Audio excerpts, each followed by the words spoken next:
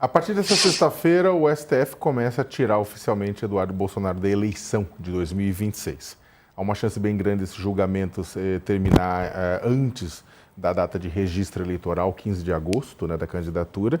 E toda aquela coisa que o Eduardo fala com relação a não, vou ser candidato a presidente da República, ou mesmo ser candidato ao Senado por São Paulo, vai por água abaixo, que na hora que ele for condenado, né, por conta desse crime, ele vai ficar inelegível.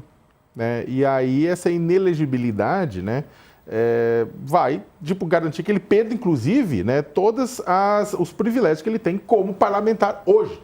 Hoje, por quê? Porque a Câmara dos Deputados, apesar dele estar lá em alto exílio no Texas, a Câmara dos Deputados não caça o mandato dele. Apesar dele estar faltando, ele não caça o mandato dele. Você, minha amiga, meu amigo, que tentar faltar ao trabalho por uns 200 dias, o que acontece? Vocês vão ganhar um cafuné do seu chefe? O seu chefe vai dizer, não tem importância, você é bonito, né? Você é lindo, você é importante. Ou você vai tomar uma carta azul e um pé na bunda. É o que vai acontecer, né? Então, o que acontece? Não acontece com o Eduardo Bolsonaro. Quem está pagando o salário dele, inclusive, é vocês. É que o salário dele acaba sendo arrestado pela justiça, mas quem continua pagando, continua sendo vocês. O ponto é o seguinte, o Supremo vai fazer o quê? A partir dessa sexta-feira, ele abre o julgamento virtual para ver se aceita ou não a denúncia pela Procuradoria-Geral da República.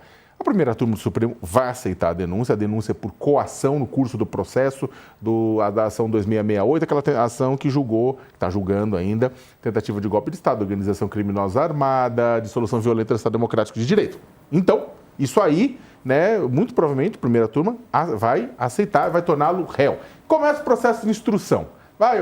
Defesa de um lado houve, acusação houve. Aí tem um probleminha, porque ele foi para fora, não está localizável. Localizável, ele está na internet, está lendo tudo, está acompanhando tudo, mas a justiça não consegue intimá-lo. O Alexandre Moraes está intimando à distância, botou a Defensoria Pública para defendê-lo. A Defensoria está tentando postergar aqui e ali defendendo o cliente, mas eu tenho pouquíssimas dúvidas de que isso aí vai correr a revelia dele, né, a todo caso, e vai ser julgado a revelia, vai ser condenado, até porque ele vai ser réu confesso a partir da aceitação da denúncia. Ele mesmo, depois que o Trump baixou as sanções contra o Brasil, ele falou, fui eu que fiz isso, não foi ninguém, fui eu. Então, ou seja, ele confessou nas redes sociais para todo mundo ouvir e desde então vem reiteradas vezes tentando manter essas sanções contra o Brasil e esses ataques contra o Supremo Tribunal Federal, lei Magnitsky contra o Moraes, contra a esposa do Moraes, cassação de visto de membros do Supremo, com a ajuda de setores da extrema-direita do governo norte-americano. Deve ser cassado. No final das contas, né, é claro, a condenação dele, que ele deve ser condenado, é claro, faz jus ao Estado Democrático de Direito, lembrando que traição, inclusive traição para bater na justiça, mas é traição que ele cometeu, traição à pátria, é crime também, né? Só que é o seguinte, além, é claro, de restabelecer o equilíbrio com relação ao resto da sociedade, alguns beneficiados são, por exemplo, os candidatos à direita, governadores, como o próprio governador Tarcísio de Freitas, né, que vem apanhando do Eduardo, porque é o nome mais forte para disputar a presidência, e o Eduardo vai batendo, socando, porque quer ele disputar. Então é o seguinte, na hora que Eduardo Bolsonaro também sair do jogo, facilita um pouco a vida para esse pessoal. Não estou falando que facilita porque o Eduardo está prometendo ir para um partido pequeno, disputar com um partido pequeno, que nem era com o PE, que nem o Bolsonaro disputou com o PSL. Não é uma questão de disputa de votos, é a questão de, imagina só, o Eduardo Bolsonaro na eleição vai ficar atacando, inclusive, um nome como Tarcísio, vai ficar atacando um nome como Caiado, como Zema e por aí vai. Então, dá uma acalmada, dá uma tranquilizada no campo da direita essa condenação do Eduardo Bolsonaro. Então, quem tem a ganhar, por incrível que pareça, é o Tarcísio. E você, Dani? Nossa, gente, deu engasgada aqui agora na hora de tentar falar, não ia nem esconder para não fingir elegância. Quero saber de você também, Dani, o que esperar do futuro de Eduardo Bolsonaro?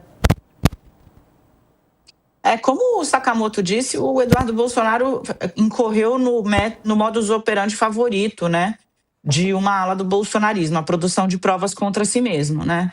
Então fica muito pouco espaço para argumentar que não houve a obstrução de justiça, tentativa de obstrução de justiça, para usar o termo técnico aqui pelo qual ele vai responder e está sendo acusado pela PGR, coação no curso do processo, né? Fez manifestações explícitas de própria voz, própria imagem, próprio punho, pelas punições ao ministro relator do caso do pai dele.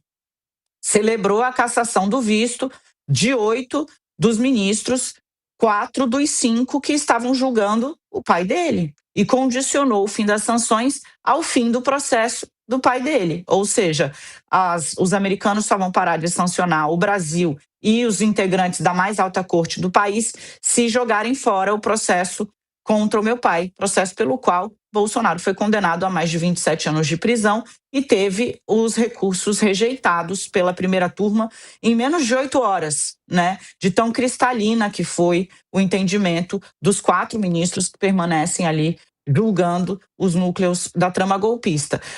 O deputado dificilmente vai escapar da abertura da ação penal. O que acontece agora, para quem está em casa entender, né? A Procuradoria abriu um inquérito, investigou, juntou as provas produzidas pelo próprio deputado, entende que há crime, apresenta para o Supremo Tribunal Federal uma denúncia. Nesta fase, o que o Supremo Tribunal Federal precisa responder? Existem indícios de autoria do crime? Sim, né? O Eduardo Bolsonaro usou as próprias redes sociais, botou a própria cara, deu uma série de entrevistas, etc. e tal. Então, autoria. E existem indícios mínimos de materialidade? O que é isso? Existe indício mínimo de que essa conduta é criminosa?